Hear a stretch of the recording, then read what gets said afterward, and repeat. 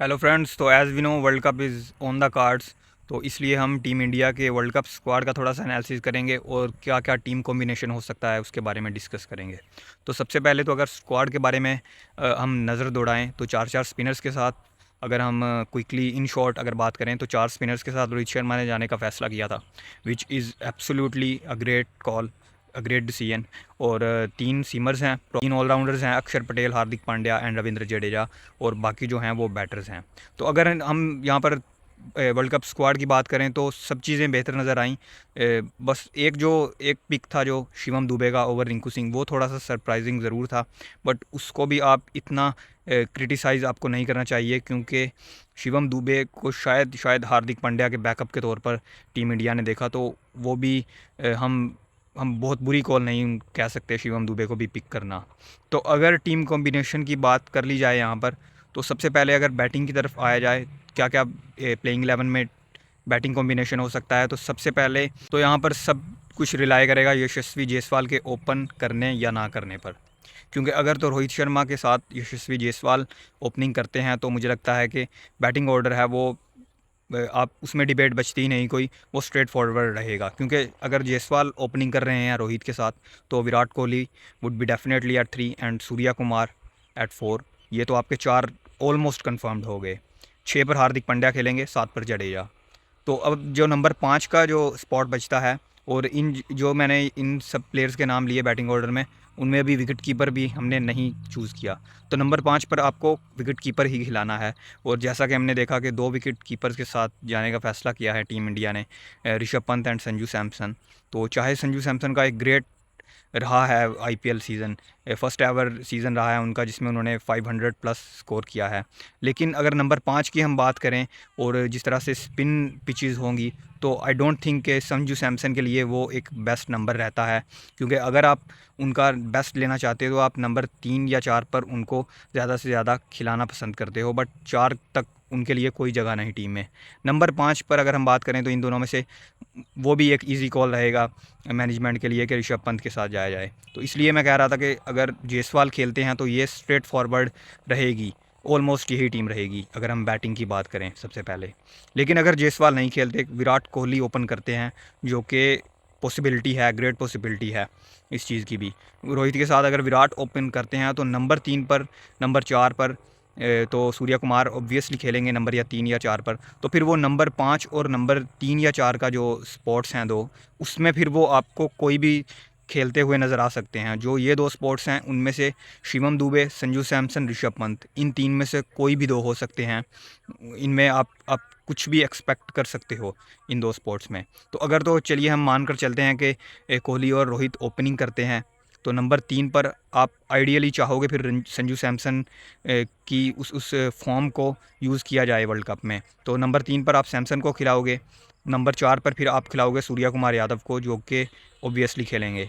तो नंबर 5 पर फिर आपके पास ऑप्शन बचता है कि आप शिवम दुबे को भी एज ए पिंच हिटर खिला सकते हो, क्योंकि आपके पास wicket keeper already Sanju Samson की सूरत में है आपके पास। या फिर आप ऋषभ पंत के साथ जाओ, आप दो दो विकेट कीपर्स के साथ भी जा सकते हो, इसमें भी कोई ज़्यादा हर्ज नहीं होना चाहिए।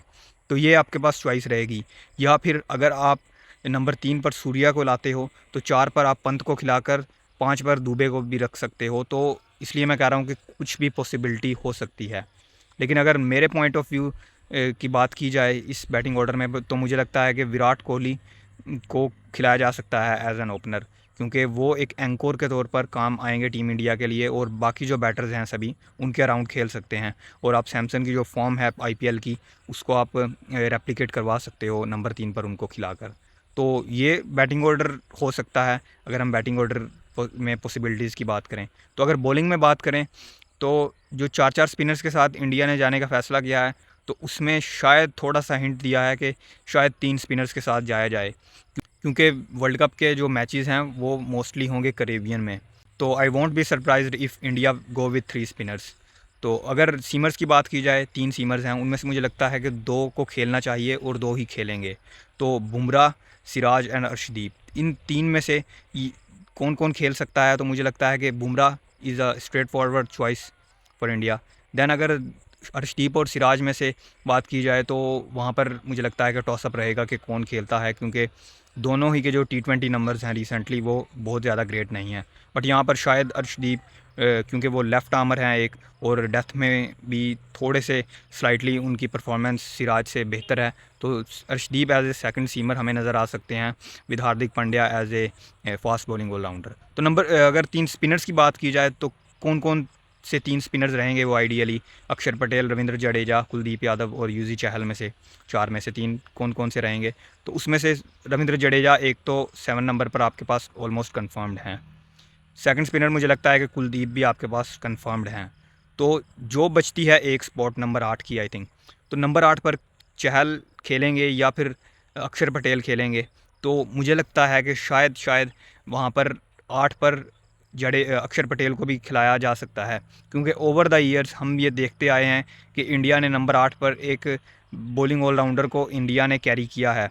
अगर हम 2019 के वर्ल्ड कप के बाद से ज़्यादातर बात कर लें, तो चाहे वो पिछले बार वर्ल्ड कप की बात कर लें, शार्दुल ठाकुर को लेकर जाया गया वर्ल्ड कप में, हालांकि उनकी बॉलिंग फॉर्म बहुत अच्छी नहीं जा रही थी। बट चाहे वो अक्षर पटेल एक लेफ़्ट आर्मर हैं और लेफ़्ट आर्मर ऑर्थोडॉक्स पहले से मौजूद हैं रविंद्र जडेजा की सूरत में इंडिया पे, फिर भी ये पॉसिबिलिटी है कि अक्षर को due to his value of batting उनको नंबर 8 पर खिलाया जा सकता है।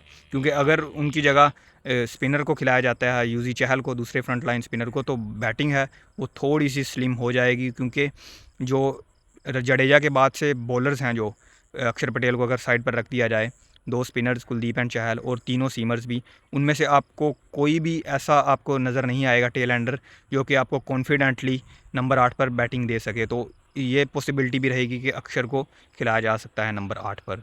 तो अब देखना होगा, इंटरेस्टिंग थोड़ा सा रहेगा टीम कॉम्बिनेशन, चाहे वो बैटिंग की बात हो। बैटिंग में तो थोड़ा स्ट्रेट फॉरवर्ड रहेंगी चीज़ें अगर जायसवाल ओपनिंग करते हैं, लेकिन बॉलिंग में ये थोड़ा सा इंटरेस्टिंग रहेगा कि टीम कॉम्बिनेशन क्या रहता है।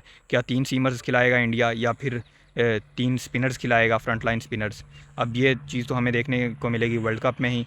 और अगर हम यहाँ पर पॉसिबिलिटीज़ की टीम इंडिया की बात करें तो अगेन बहुत ज़्यादा एक्सपेक्टेशंस रहेंगी इंडिया से, क्योंकि एक अच्छी टीम और जो रेपुटेशन है उनकी इस वक्त, तो आप हमेशा से एक्सपेक्ट करोगे कि सेमीफाइनल्स तक एटलीस्ट क्वालिफाई करेंगे।